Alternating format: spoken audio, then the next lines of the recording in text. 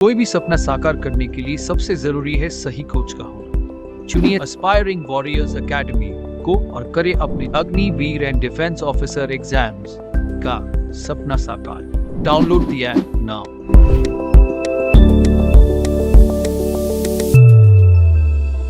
जय हिंद to all defence aspirants. आज के इस वीडियो में हम बात करने वाले हैं न्यू नोटिफिकेशन यानी कि एयरफोर्स एफकेट 01 2023 के बाद फाइनली आ चुका है फॉर्म एफकेट एंट्री 02/2 2023। जी हाँ, फाइनली सेकेंड बैच के लिए ये फॉर्म आ चुका है।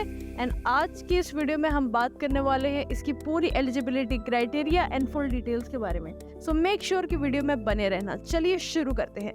सबसे पहले बात कर लेते हैं हम लोग इंपॉर्टेंट डेट्स की क्राइटेरिया को लेके। तो एप्लीकेशन जो है इसका 1 6 2023 और लास्ट डेट टू अप्लाई है इसकी 30 जून 2023, वो भी शाम के 5 बजे तक। जी हाँ, एप्लीकेशन फी भी अप्लाई करने के लिए भरने के लिए आपके पास 30 जून का ही डेट है।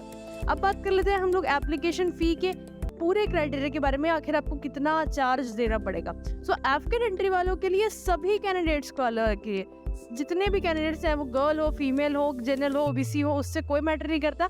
आप सभी को 250 रुपये का चार्ज भरना ही है। सिर्फ NCC special and metrology entry के लिए निःशुल्क है, वो लोग इस फॉर्म को अप्लाई कर सकते हैं बिना किसी चार्ज को भरे हुए। अब बात कर लेते हैं हम लोग एज लिमिट के बारे में। सो टोटल जो एज के क्राइटेरिया है वो है 20 to 24 ईयर्स, जिसमें ground duty technical and non technical वालों के लिए रखी गई है 20 to 26 ईयर्स। जी हाँ, ये जो हमने एज बताई आपको 20 to 24 ईयर्स, ये एक्चुअल में एफकेट फ्लाइंग बैच वालों के लिए है। अब बात कर लेते हैं हम लोग AFCAT recruitment eligibility criteria with vacancy के बारे में। तो दोस्तों ये थोड़ा सा ध्यान से सुनते चलिएगा।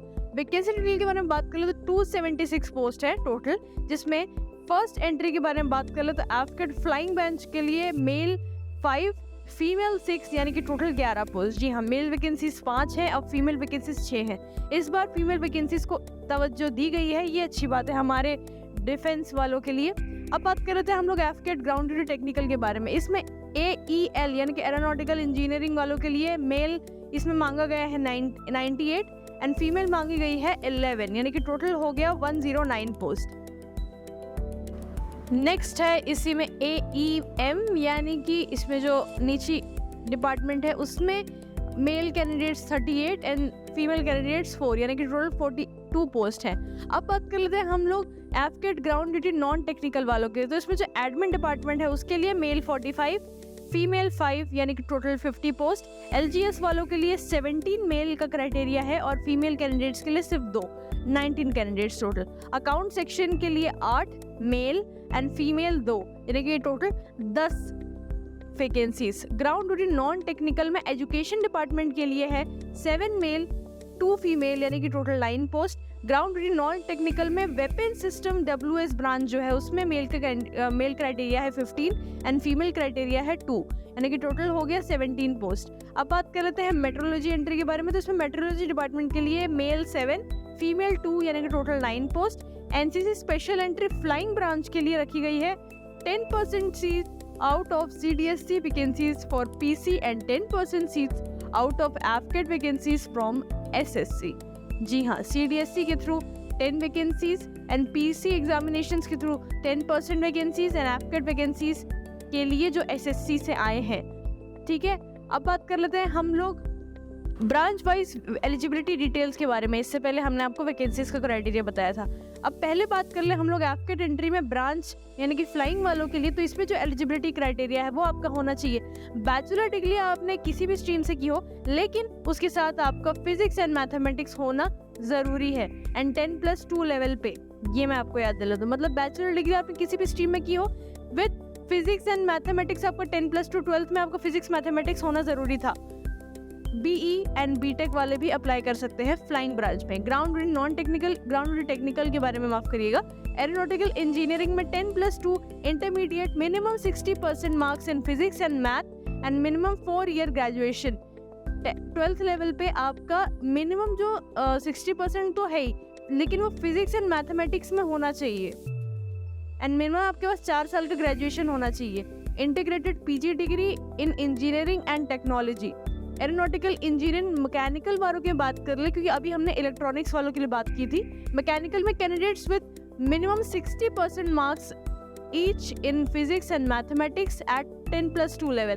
60% आपके मार्क्स होने चाहिए फिजिक्स में भी और मैथ्स में भी 10+2 लेवल पे, यानी कि 12th में।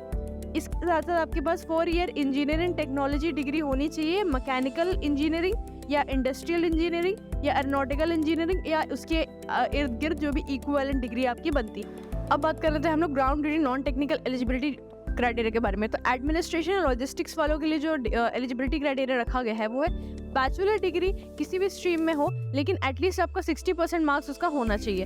फिजिकल एलिजिबिलिटी के बारे में बात करें तो हाइट कैंडिडेट्स, हाइट जो है मेल वालों के लिए, मेल कैंडिडेट्स के लिए 157.5 सेंटीमीटर्स रखी गई है and female 152 centimetres. Accounts department के लिए bachelor degree in commerce BCom with at least minimum 60%। Bachelor degree आपका होना चाहिए कॉमर्स में, आपको सबके पास मतलब बीकॉम तो होना ही चाहिए, लेकिन 60% मार्क्स के साथ होना चाहिए। फिजिकल एलिजिबिलिटी क्राइटेरिया भी सेम है। हाइट जो मेल कैंडिडेट्स के लिए वो है 157.5 सेंटीमीटर्स, फीमेल के लिए 152 centimetre same. NCC special entry वालों के लिए जो स्पेशली फ्लाइंग ब्रांच के लिए है, उसमें आपके पास NCC air wing senior division C certificate आपका होना चाहिए एंड बाकी सेम एलिजिबिलिटी क्राइटेरिया है जो कि हमने फ्लाइंग ब्रांच एलिजिबिलिटी आपके नॉर्मल बताई थी। मेट्रोलॉजी एंट्री के बारे में बात कर ले तो आपके पास ये आप थोड़ा डिटेल में इसको जानना पड़ेगा, तो उसके लिए आपको हम नोटिफिकेशन की तरफ ले चलते हैं। वैसे तो हमने एलिजिबिलिटी आपको ऊपर बताई थी वैकेंसी वाइज, लेकिन आप उस और डिटेल में जानना चाहते हो आप हमारे नोटिफिकेशन पढ़ सकते हैं, जो कि हमने डिस्क्रिप्शन में लिंक दे दिया है। अब बात कर लेते हैं आखिर आपको फॉर्म अप्लाई कौन सी वेबसाइट पर करना है। तो इसकी जो पहले ये बता दूं कि official website is fk.cdac.in and आपको फॉर्म अप्लाई करना है careerairforce.nic.in पे। जी हाँ, आप लोग यहाँ पे फॉर्म अप्लाई करेंगे। इसका अभी लिंक एक्टिवेट नहीं हुआ है, इसका लिंक एक्टिवेट होगा 1 जून से। तो बच्चों विदाउट वेस्टिंग टाइम आप लोग तैयार रहें और इस फॉर्म को भरना शुरू करें। बाकी हम आपको याद दिला दें कि अगर आपको ये वीडियो पसंद आई हो और इस वीडियो के रिगार्डिंग कोई भी डाउट हुआ हो तो कमेंट सेक्शन में ज़रूर अपना क्वेश्चन डालें, मैं खुद आपका रिप्लाई करूंगी। बाकी अगर अभी के लिए आपको ये वीडियो पसंद आई हो तो make sure to hit the like button and share with all of your defence aspirant friends. जल्दी ही मिलते हैं एक नई वीडियो के साथ दोस्तों, तब तक के लिए जय हिंद जय भारत। कोई भी सपना साकार करने के लिए सबसे जरूरी है सही कोच का होना। चुनिए एस्पायरिंग वॉरियर्स एकेडमी को और करें अपने Agniveer and defence officer exams का सपना साकार। Download the app now.